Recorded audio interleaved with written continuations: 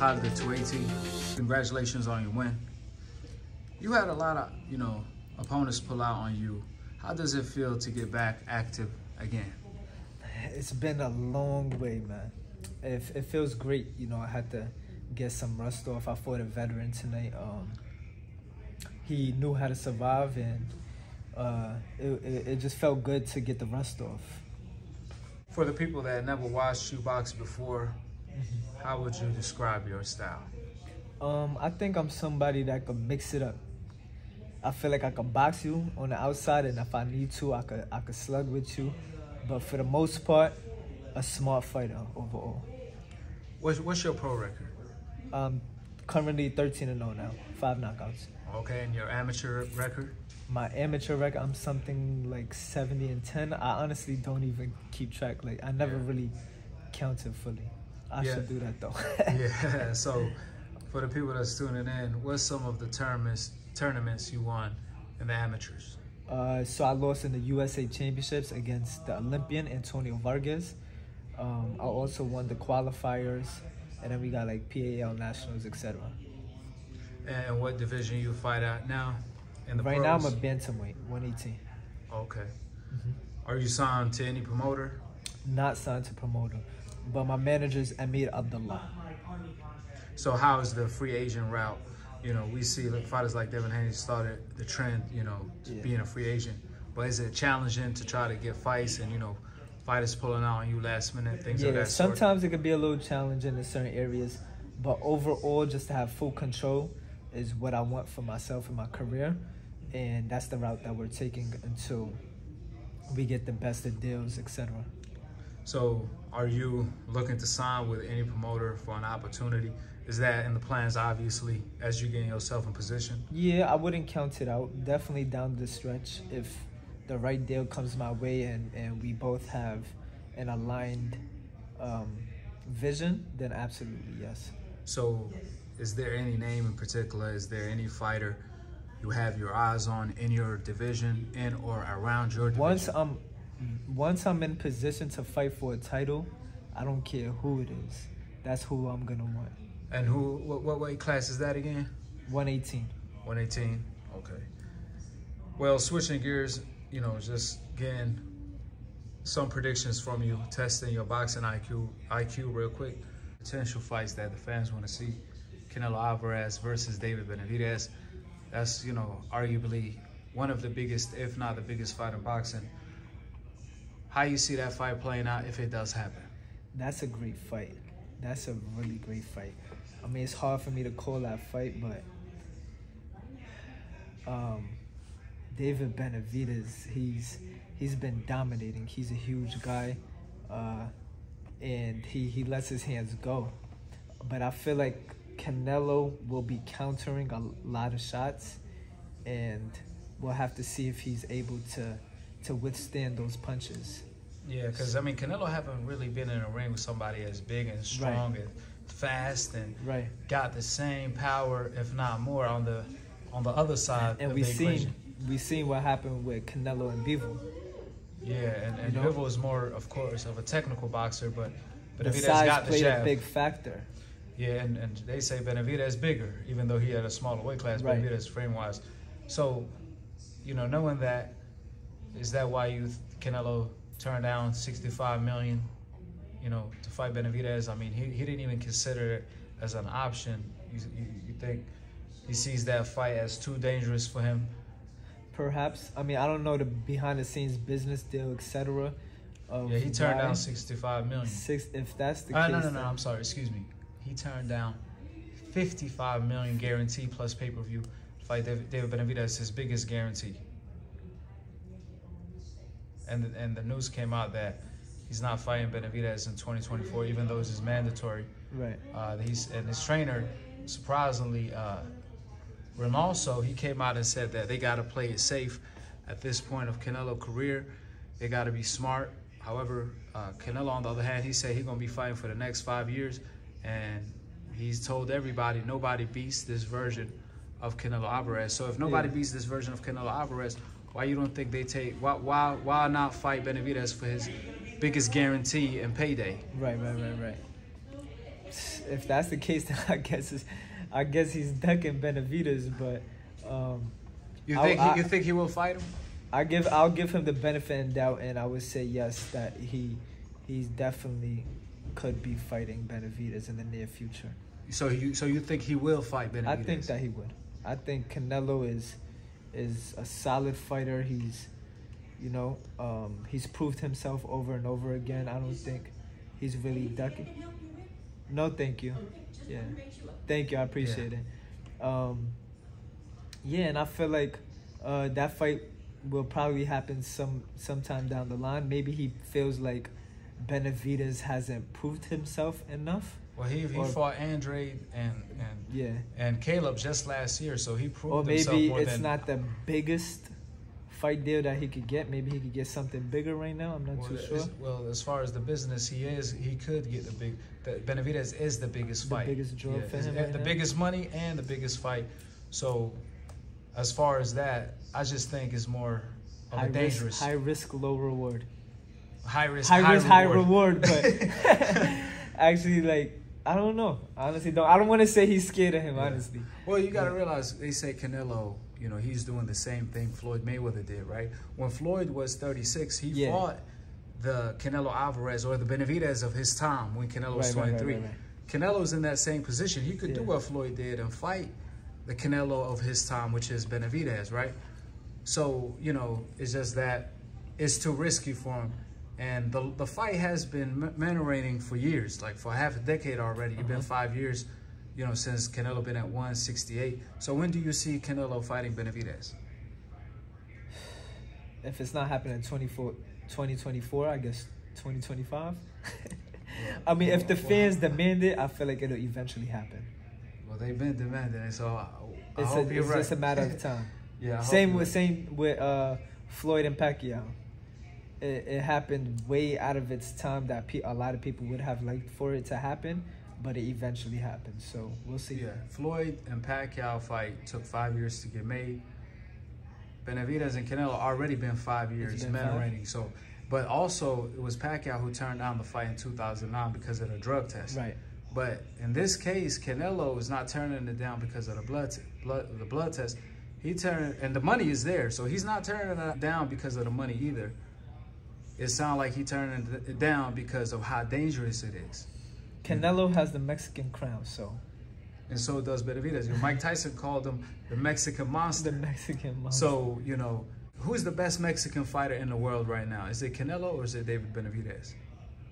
It has to be Canelo right now. David Benavidez still has a little more to prove. I mean, he has shown a lot for sure, but he has, like, Canelo just been dominating for a long time now. Who has he dominated? Yo, everybody. His last, 10, 15 fights were champions. Yeah, but, we say dominate. They've been close fights. Triple G was a close fight. Bivol, he lost it. Dominated as in the sense of, winning. He's still been winning. Yeah, but he didn't win against Bivol. Yeah, true. Right, so he never avenged that loss. It was a different weight class. Yeah, but Bivol said he will rematch Canelo at 168, and Canelo turned it down. Why do you think that's the case? If he felt that he lost to Bivol because of his size?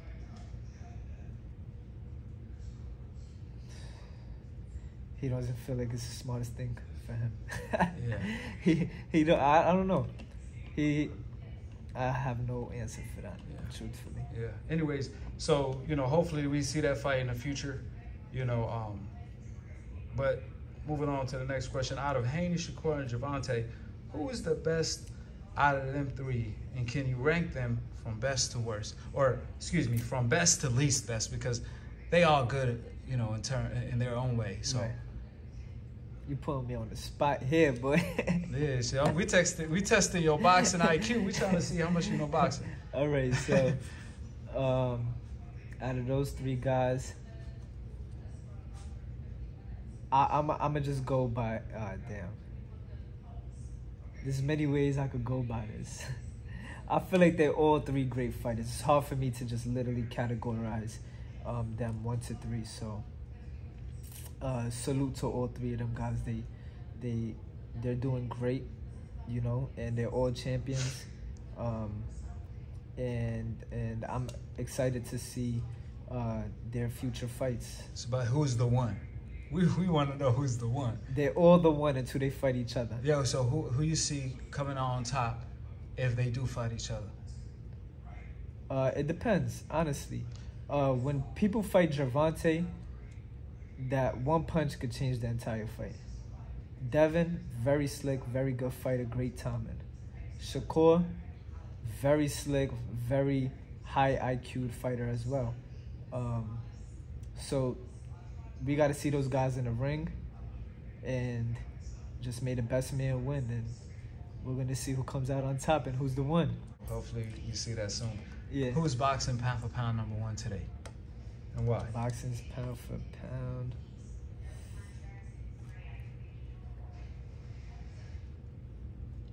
That ain't a hard question.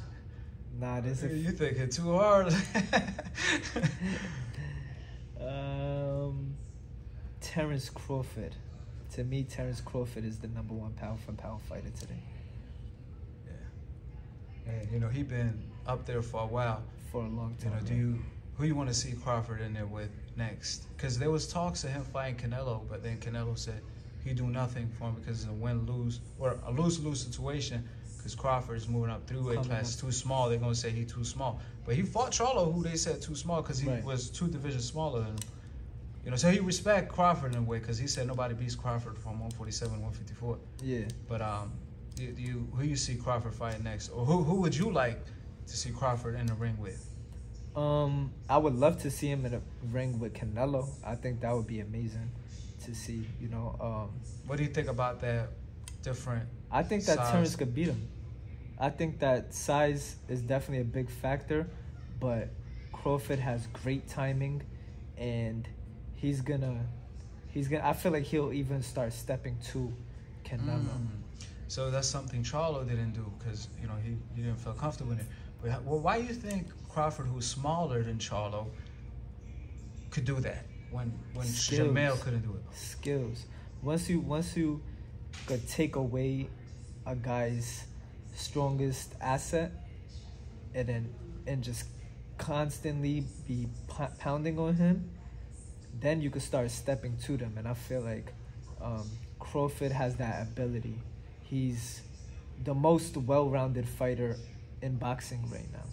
You know, he could really brawl with you. He could outbox you. He can do it all. He can mix it up, you know, and his IQ is superb. His timing is superb. He has amazing power, great speed. He's just all around the board efficient. Surprisingly, a lot of people in the boxing industry, like trainers, fighters, and fans alike, they do pick Crawford to beat Canelo moving up 3-weight classes, which is surprising because there's nobody in history who had moved up 3-weight classes and beat a Canelo, an undisputed champ like that. So it says a lot about Crawford. And Canelo respects him because he said it's a win-lose situation, meaning he actually could see himself losing to Crawford. Because if it was a, you know, win-win, you know, if he felt that he would beat Crawford 100%, it's a win-win. You make a lot of money. And, you know what I'm saying? It don't matter if they make excuses because he still make a lot of money. You know, possibly his second biggest payday after Benavidez. But for him to say it's a win-lose, he could see himself losing in that fight too. So it just says a lot about Crawford being 3-weight classes below him and being respected, you know, by Canelo to that extent. Absolutely.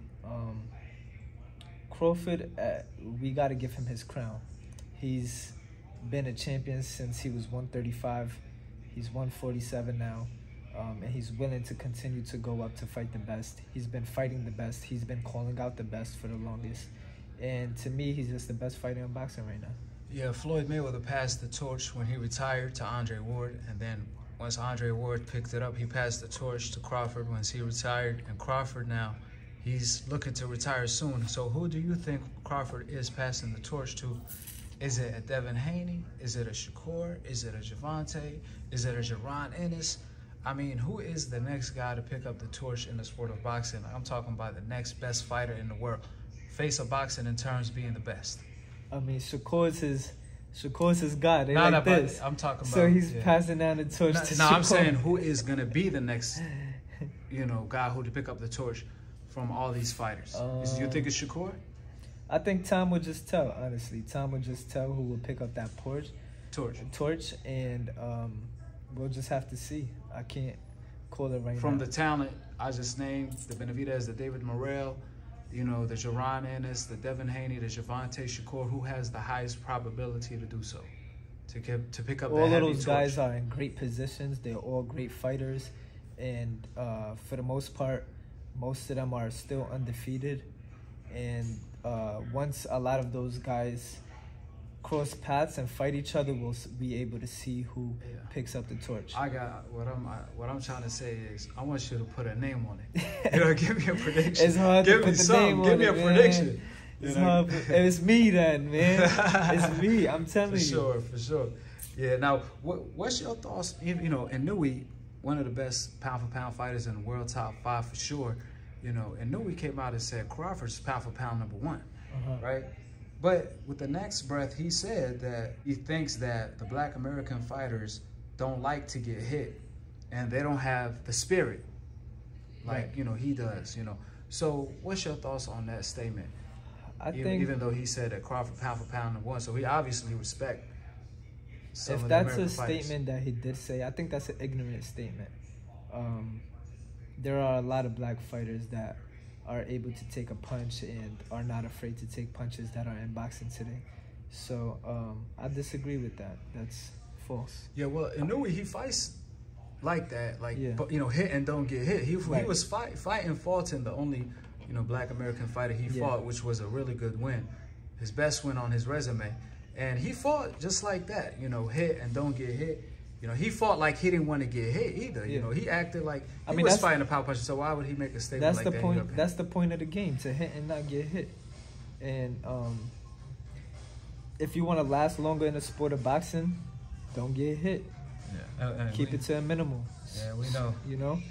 And that will give you a career after boxing, give you a life after boxing.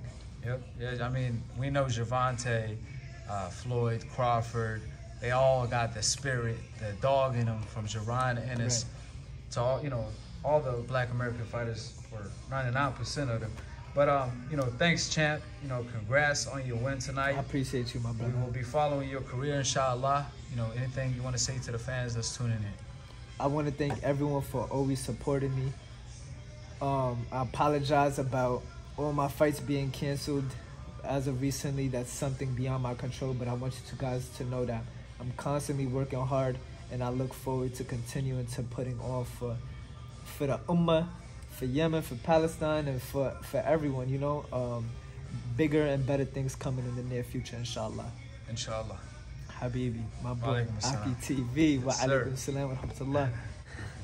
My brother, appreciate you, baby.